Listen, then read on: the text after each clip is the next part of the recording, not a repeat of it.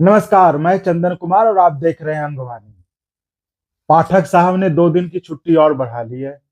जी हाँ, पहले वो 8 जनवरी से 14 जनवरी तक छुट्टी पर थे, जो अब बढ़कर 16 जनवरी तक हो गई है।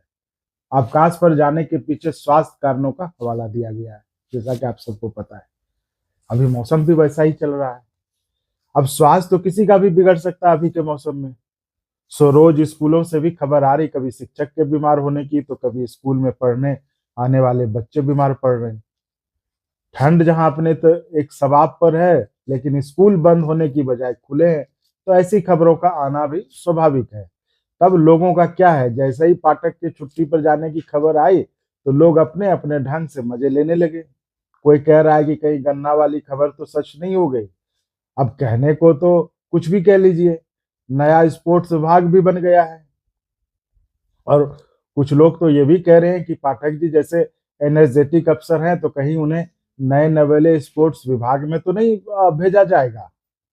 मतलब मतलब ये जानने की कोशिश थी, क्या सच में उनका स्वास्थ्य खराब हुआ या रवाना किए गए। जितनी मुंह उतनी बातें, लेकिन मैं उस तरह की बातें ना करते हुए पाठक के शीघ्र स्वास्थ्य लाभ की कामना करता हूँ। देखिए, शिक्षकों की नाराजगी पाठक से थोड़ी ना है। शिक्षक नाराज हैं पाठक द्वारा बनाए गए सिस्टम से। अफसर का क्या है, अफसर तो आज इस विभाग में कल नहीं रहेंगे। व्यक्ति और अफसर तो आते जाते रहते हैं। आज इस डिपार्टमेंट में तो कल कहीं और रहेंगे, लेकिन विभाग वहीं रहता है। इसलिए जिस तरह से लोग पाठक के अवकाश पर जाने पर प्रतिक्रिया व्यक्त कर रहे हैं, वो मुझे अच्छी नहीं लगी। मैं क्यों कहता हूं कि सिस्टम इंपॉर्टेंट होता है, क्योंकि इस बात की क्या गारंटी है कि अगर पाठक चले भी जाते हैं, तो जो बाद में आएगा वो बेहतर होगा। या हो सकता है कि वो पाठक से भी ज्यादा इस तरह के फैसले लेने वाले हो जाए। हो सकता है ना। इसलिए अफसर इंपॉर्टेंट नहीं होता, उसकी पोस्टिंग हुई, वो आया, ट्रांसफर हुआ तो चला गया।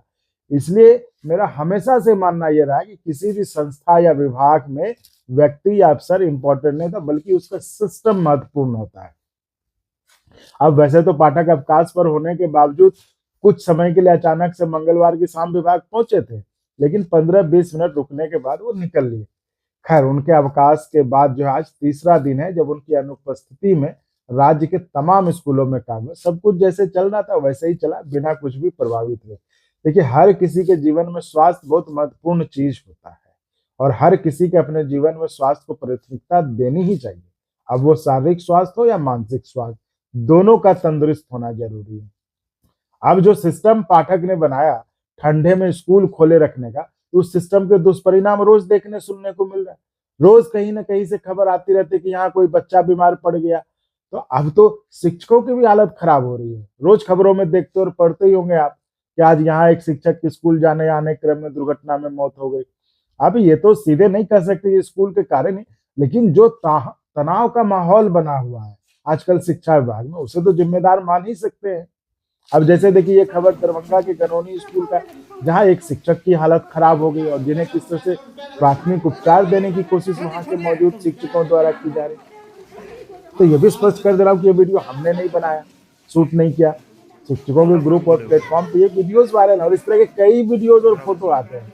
अब जैसे इस तरह की यही खबर देखिए, सिवान जिले के बरहरिया में एक मध्य विद्यालय में तैनात शिक्षक बेहोश होकर गिर पड़ी। उसके बाद तो अफरा तफरी मच गई, पढ़ाते पढ़ाते उनके शरीर में कपकपी लगने लगी और वो वहीं गिर पड़ी।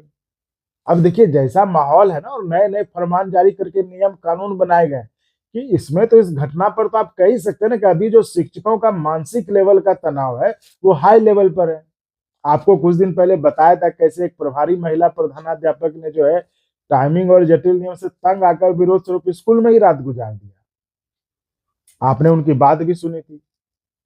इससे पहले कि किसी भी भर्ती के बाद कर्तव्य पालन, प्रशिक्षण, दिशा निर्देश के अनुपालन में तनाव का स्तर बिल्कुल भी ना के बराबर होता था, जबकि इस बार बहुत मानसिक तनाव देकर सबको बिना वजह तुल दिया जा रहा था। और सवाल पहले भी यही था कि, और अभी भी वही है, कि क्या शिक्षकों के क्या मतलब, इस तरह से तनाव में रखें तो क्या होगा शिक्षकों का। कम से कम अब तो 3 दिन हो गए ना, सब कुछ सुचारू रूप से चल रहा है, तो क्यों ना शिक्षा विभाग को उन फैसले को बदल दे जिस पर आपत्ति शिक्षाविदों ने उठाई थी। क्योंकि देखिए, शिक्षा व्यवस्था में सुधार कैसे आएगा, ये शिक्षाविद ही बता पाएंगे, और उनकी बातों पर अमल करके ही सुधार लाया जा सकता है। तभी तो सरकारें समय समय पर एक्सपर्ट्स की कमेटी बनाती, ताकि उनकी अनुशंसा पर काम कर व्यवस्था में सुधार लाया जाए। अगर आईएएस और आईपीएस के मनवाने रवैये से ही सब कुछ सुधर जाएगा, तो फिर सरकार जो कमेटियां क्यों बनाती है? तो मेरा यही मानना है कि जो अनुशंसा या विचार शिक्षाविदों की तरफ से की गई थी, उसे मानते हुए तत्काल माहौल बनाने पर काम शुरू किया जाए, जिससे शिक्षकों को पढ़ाने का काम जो पहले की तरह एक पैशन लगने लगे, ना कि एक नौकरी लगे। हमेशा ध्यान रखिए, शिक्षक का काम नौकरी कभी नहीं हो सकता जो ऑफिस जाए और 10 फाइल पर साइन करके घर चला आए। तो साथियों, इस वीडियो में इतना ही। बाकी अगले वीडियो में, और हाँ, आप चैनल को इसी तरह सब्सक्राइब कर अपना सहयोग और समर्थन जारी रखिए। साथ ही आपको बताना चाहूंगा, आपके पास भी कोई विचार है, आपके पास भी कोई आइडिया है कि शिक्षा व्यवस्था में कैसे सुधार लाया जाए, तो इस नंबर पर आप व्हाट्सअप कर सकते हैं और हम आपके जो इस विचार को जो अच्छे लगेंगे, जेन्युइन लगेंगे विचार, उनको हम पढ़कर सुनाएंगे, ताकि और लोग भी जाने और सरकार भी देखे। अगर उनको कोई विचार आइडिया अच्छा लगता है तो उसको इम्प्लीमेंट करने के लायक हो तो इम्प्लीमेंट कर सके। तो इसी तरह तो हम कंस्ट्रक्टिव क्रिटिसिज्म में हम अपना रोल, हम अपनी भूमिका निभा सकते हैं कि सुधार में, कुछ व्यवस्था में सुधार हो, तो आपके विचारों को हम आगे बढ़ाएंगे। धन्यवाद।